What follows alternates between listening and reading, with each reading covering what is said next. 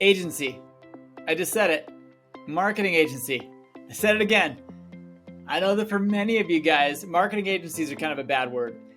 You love them, you hate them. You get confused. You don't know where to go with them. And a lot of you out there as business owners or decision makers in your organization, you do get a little bit irritated because marketing agencies could single-handedly just be funneling cash into who knows where because the results don't come for 6 to 9 months, right?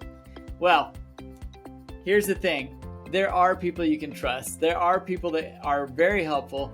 And our guest today on the What It Takes to Scale podcast is an amazing example of not only scaling his own business, but an example of how his company helps others scale through production of very specific outputs that they need for their marketing.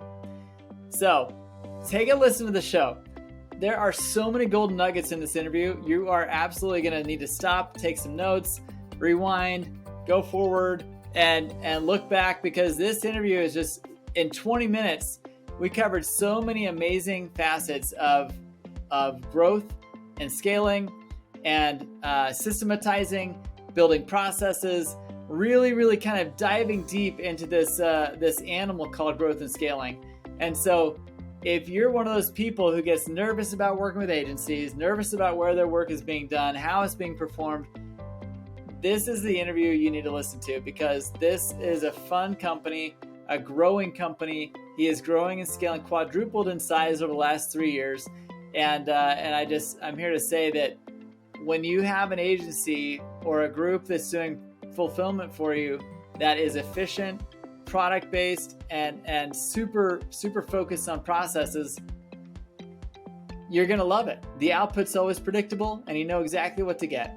So take a listen. I hope this is going to help you in some way, shape, or form in your journey to scaling your business. Welcome to the Growth and Scaling Podcast. This is your host, Todd Westra, and I am so glad you're here today because we are going to interview an amazing founder or executive who is going to share with us their decisions that they made that exploded their growth. So if you need some inspiration, you want to hear how other businesses are doing it, this is the place to be, and we are glad you're here. Enjoy this episode. Okay, today is going to be an amazing conversation for those trying to grow and scale, because the man we got on the show today is going to tell us a bit about some shortcuts we can take to growth and scaling, which I love. I love shortcuts. Shortcuts are good when they work. So Brian, we need an intro first. Who are you and what do you do? Yeah, so I'm the president of White Label IQ, and in essence, we're a digital production company that supports only other agencies. So in that, love it.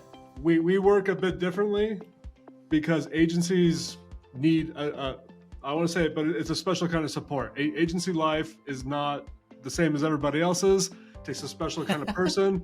We're very tuned to it. Most of all of our backgrounds are from agencies. So our key is we're here to support agencies. We bring specialized skill sets to help them scale when there's opportunity on the table, when there's moments in an agency where maybe you lose the person, you have fill gap needs. Basically, we're here to help maybe level out the roller coaster a little bit, kind of bring more opportunity to the table. We're a strategic partner. So the thing I love about you, Brian, is I've owned an outsourcing center before. I've tried running a VA operation for other people. A lot of agencies think, if I just hire a good VA or two, it'll solve all my problems. What's the difference between hiring a VA and working with someone like you that's actually bringing a team with skill sets? Well, a lot of it's the same difference in why clients would choose you as an agency, okay? You're not working with an individual. Wow, that's so true. Right?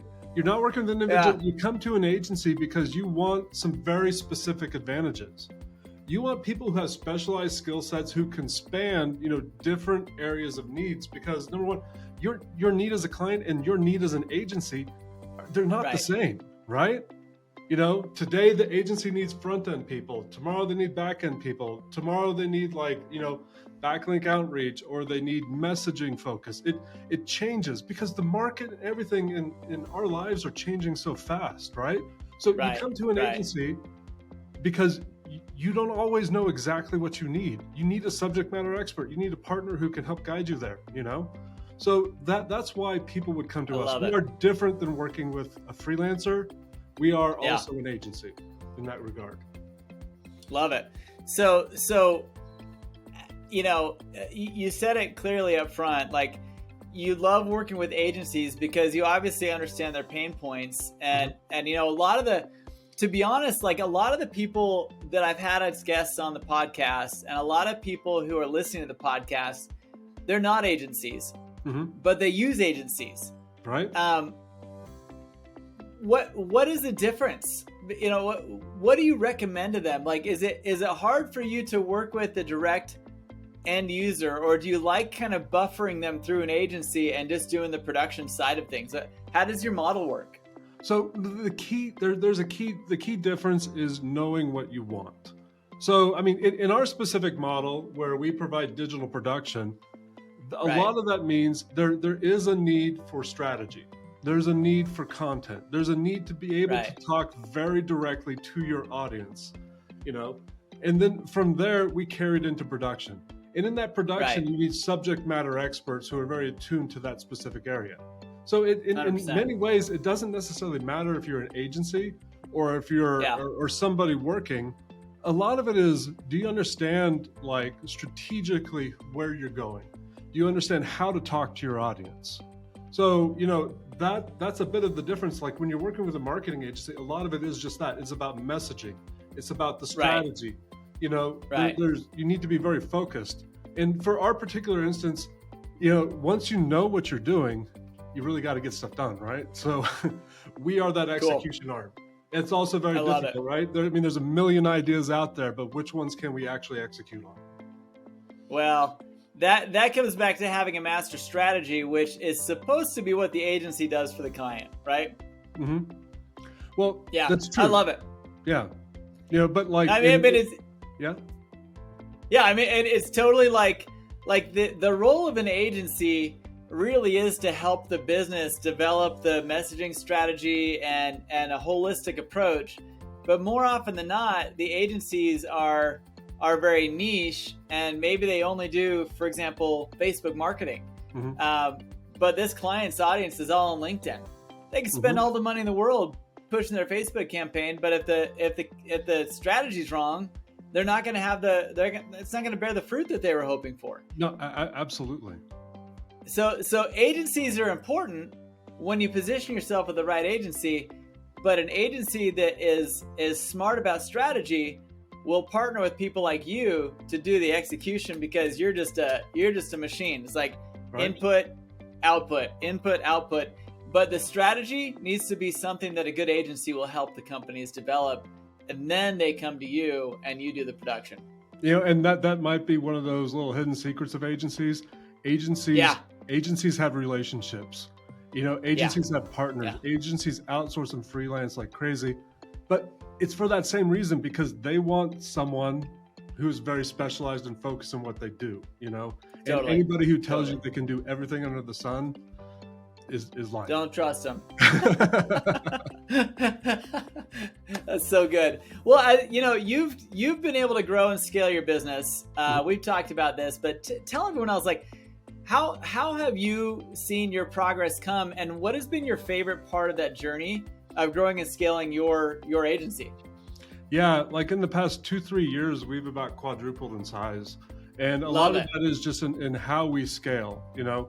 And when I say that, it's very much about focus. So you talked about agencies coming in, helping you message. That's about focusing, finding your niche. Right. You know, so we found ours. You know, the day we decided to focus is when like the skies opened up and things really started moving. You can't try to please everybody.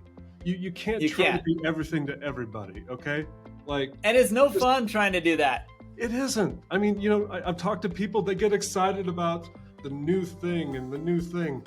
I'm going to tell you what. At some point, reinventing the wheel is not fun anymore, because here's the problem: you lose efficiency.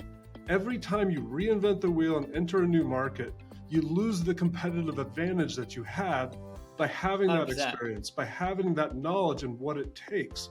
So just Right. think about the inefficiencies that come from reinventing yourself, entering a new market, doing a new business. I mean, don't get me wrong, businesses pivot because you have to, but Right. once you find that focus, that's where the competitive advantage comes from. And that's when you can scale, because you understand your market way better now. You understand how 100%. to execute more effectively and efficiently. So you would say that the so far the biggest revelation or the biggest like awesome thing about your journey in your growth and scaling came when you figured out your niche and you're like, okay, this is really all I want to do is I just want to be an execution arm and let the other guys do the other stuff that I don't want to do. Is that kind of where you're at? Well, that was a big part of it, but personally, there was another piece that was very effective. So, I mean, my background, it came from design. So I was in the creative field as I came to here. And as a lot of people out there, you accidentally become a business owner so many times just because you know what you're doing, okay? Yeah, The problem is, like, if you're so tied to being an executioner, being the person who's in the weeds, that's your biggest enemy. You're never going to scale until you can learn to articulate your vision, until you can learn to build those trust in the relationship with people and be able to really focus as a visionary. You know, as a business leader, you have to be a visionary and you have to have someone who can execute. You know, we run an EOS program that really helps divide those lines and those lanes for people. And it is key. Someone needs to set the course. Someone needs to go the direction. Someone needs to do this. And you can only do that if you trust people and you can articulate your ideas.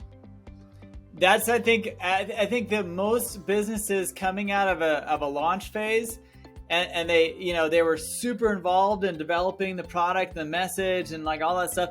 They get out of launch phase and all of a sudden it's like, how do I articulate what we do for other people other than the ones we just like mad dashed and scrambled and got? Like a lot of times when you launch, you pick up clients from a whole diverse, like you shotgun, and you got all these new clients. And people have a hard time like honing in on which ones are their favorite ones. Mm-hmm. How do I get more of these guys? And you, as a marketing agency or as a production agency, you've got to know who they want to attack. Otherwise, your production is going to be way irrelevant sometimes. Well, but even there, like when you started describing that, you described a huge pitfall. You have to be careful. Like once you get launched, okay, and then you're like, okay, I'm in open waters, I'm in blue skies. There's a lot of uncertainty at that moment. And once again, if you're an agency owner, there's a pitfall to fall back into your comfort zone. You're like, okay, I know how to do this. So I can help that person. I can solve their problem. So all of a sudden you're deviating from the vision. You're asking, you're operating in a desperate fashion, just taking on things. Don't get me wrong. If someone comes with a bag of money, don't turn it away.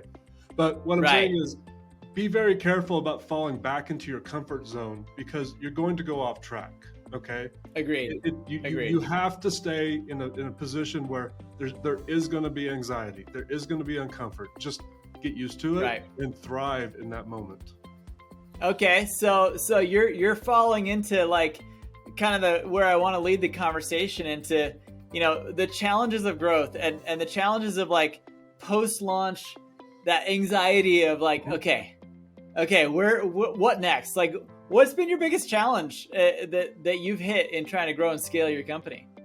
So, I mean, a lot of it is about communication. So as we've grown, like the processes you develop at the very beginning of launching, as you scale to the next level, those processes break and you have to reset your processes, okay? They just don't work anymore. Okay. Yeah. And then after that, as you scale to another thing, you have a new set of problems and you have to rework it because now you have more people, you have more specialization, you have more division of tasks. So once again, coming back to as the leader in an organization, you just that repetitiveness, keep reminding people where you're going, what direction you go, your values, what is your mission statement? How do you make decisions? Because you have to define your beliefs. Okay. And once you know what you believe in and who you're serving, you can create boundaries, what you do and what you don't do. If your team understands those boundaries, you can then measure success, and the people on your team are going to start making decisions on your behalf because they know what you want. They know the what scope. you believe. They know what you do, Yeah. what you don't do. And that type of structure, organic structure, allows you to have plans of action and plans of strategy, because you can't make all the decisions. You can't decide everything, but you have to just keep repeating yourself, keep planting seeds, and don't ever give up. Persistence is your friend. Persistence is your friend, but you brought up something way more important, and that is, systems, processes, values, and a clear mission of what your company's trying to accomplish. I mean, truthfully, I think in almost every case, businesses that make it through launch, they had a mission, they had a goal, they were like, let's get this launched. Yeah. Right?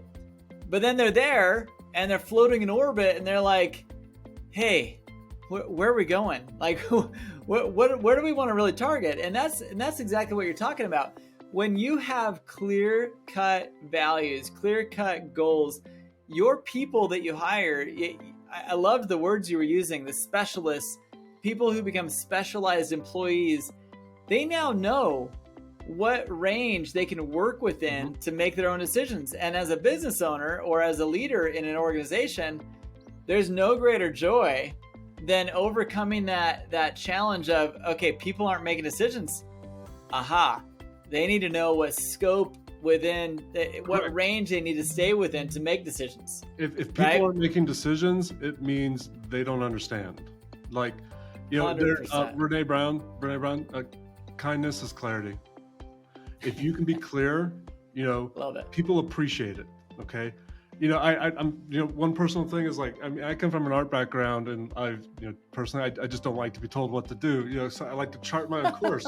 So, but don't, as an entrepreneur, a lot of people have that same feeling in there. Don't project that on other people. They're looking to you. Everybody's looking at the decisions you're making, how you're treating somebody, how even it is, they want the clarity, and if you can create those healthy boundaries and that clarity for them, then they will make decisions. They're going to trust that they are doing the right thing, and you've created a safe space for them. So it's not about telling people what to do. It's about creating clarity. And it's an overused word, don't get me wrong.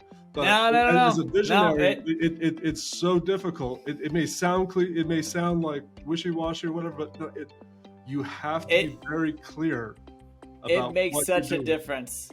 It makes such a difference. And to be honest, like marketer to marketer, it's all about what problem do I want to solve? Mm-hmm. Who's got the problem? And how do I tell them, I'm here to help you. I'm here to solve your problem. That's how businesses grow. When a business gets all technical and the jargon is hard to understand, and they're like, talking to themselves on all their marketing, nobody gets it. No, that's the key. Talking to yourselves. You have to really know who you're talking to. Right. Right. And don't get stuck. I love this conversation. Because marketers, the classic thing is they're like, it's like, the ship in a bottle. If you're in the ship, you can't really describe it, but when you step out, you can describe what everything is, and that's another advantage of an agency. You have the same trap. Talk to people.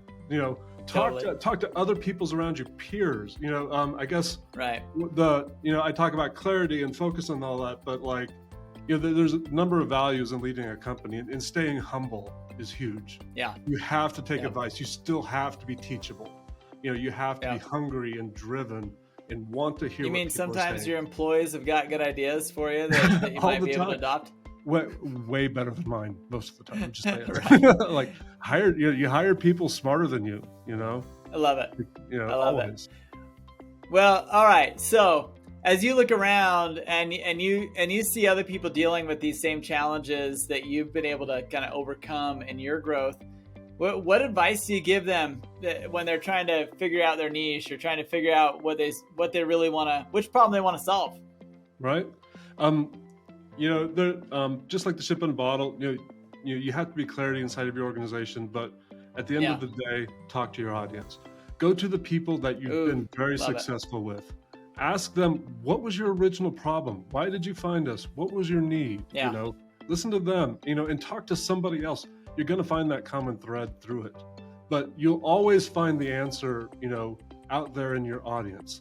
As an agency, as an agency, you are there to do business for the benefit of your client. It's not like you do this widget, I make 100 of these widgets and I sell these widgets. What you make is not what you do. Okay. Right. So like you have to be willing to pivot. So we do a ton of digital work. I tell people in my group all the time, I can't sell a website. Okay. There's just too competitive, but I can sell the trust I can bring. I can sell the accountability I lay on the table. I can sell all this. And when I talk, I know what that means when I'm talking to my audience. I learn how much they need it, they want it, and how much, if I can provide that clarity to them also, they're going to keep coming back. Love it. All right.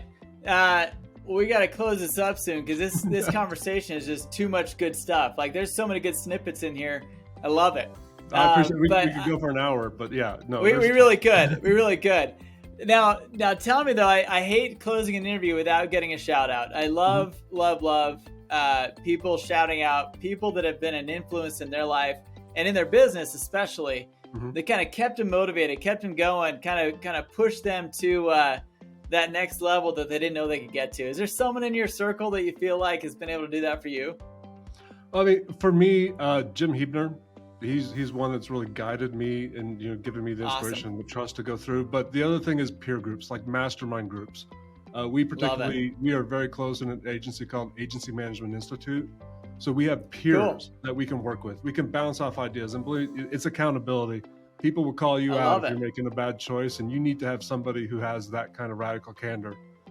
Don't stick around yes people. Stick around people radical that are going to test you. I love it. Yeah, that's a great way to close. It's also another great book. Yeah. No, this has been a fantastic conversation. If you're a business that is really struggling to know what your next steps are to scale, there is so much goodness in this conversation that I think you're going to get out of this. Brian, how do people get a hold of you? What do you have a social following? Is there a place people can go to learn more about your services? We are very avid content creators on LinkedIn. I'd say follow us on social, whitelabeliq.com, and our website, whitelabeliq.com. Come visit us. I'm always open. Give me a shout out. I love talking to other business owners. There's a spirit to it that I just love. Fantastic. Brian, wonderful conversation. Wishing you the best. And thanks for helping people figure out what it takes to scale. Thank you, Todd. Was I right? Now listen, agencies aren't all bad. And production houses are really, really good if you know what to feed them. So feed them the right info, and they are going to build for you exactly what you're hoping for. Good, solid output that generates more revenue for you and your business. When we talk about scaling your company, when we talk about scaling your business, it all comes down to people, processes, tools, aligning your marketing with your sales, with your products, making sure all those three places line up. And that is how you maximize your ability to grow and scale. So take some snippets from what we just talked about, re-listen to the show, reach out and ask questions, put some comments down below. We love to contact you about the show and hope that you find what it takes to scale for you.